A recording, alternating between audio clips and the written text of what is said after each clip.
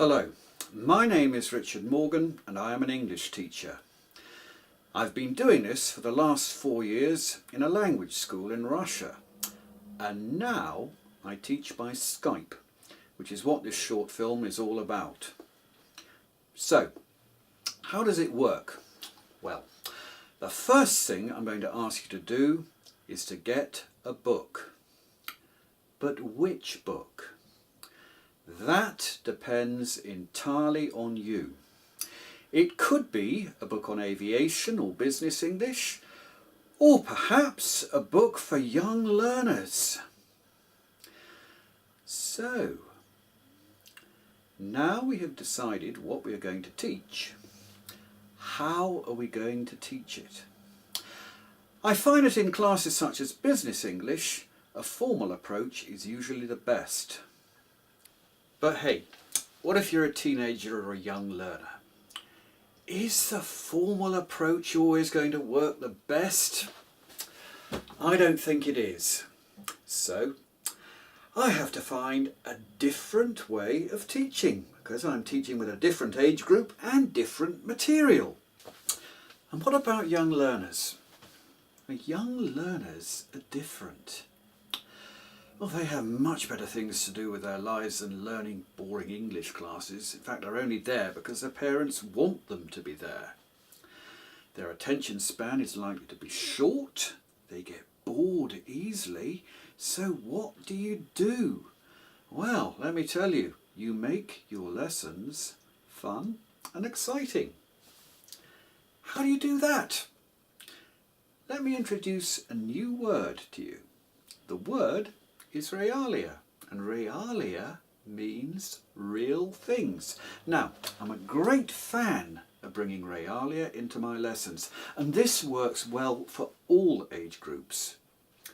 Okay, well, let me give you some examples. Okay, newspaper articles, particularly useful for adults and teenagers who want to talk about what is happening in the world today. Okay, and what about films? Okay, we've got a film for adults, Gone with the Wind, and it works very well with all the other age groups as well. This one is for children. Okay, film clips, very useful. Okay, even better, music.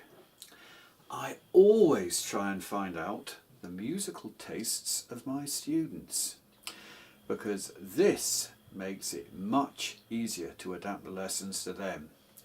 And sometimes the textbooks use music that is totally wrong, so I change them accordingly and play the right music for my particular student or students. Okay, and last but not least, books. Okay. Books are an underused resource in the English lesson. Not underused by me, because everything comes from books and wonderful things come from books as well. This one, Harry Potter.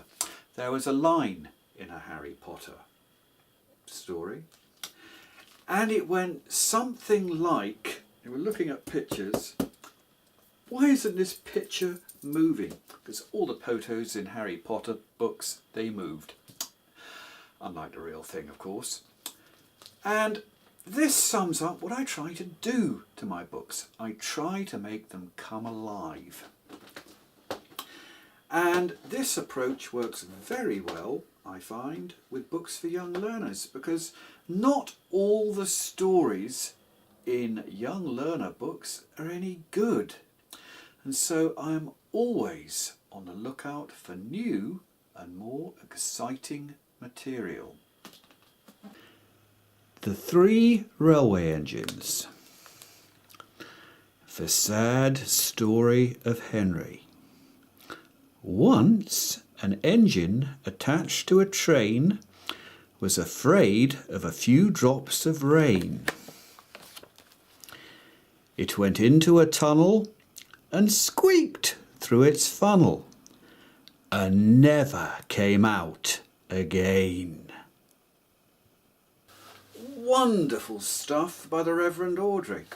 Now, my job as a teacher is to teach you to speak English. I'm a great believer in the saying that practice makes perfect, and trust me, you will be speaking a lot of English in my classes. I very much hope that I'll be working with you in the future. Thank you for watching this short film, and I look forward to seeing you on Skype. Goodbye.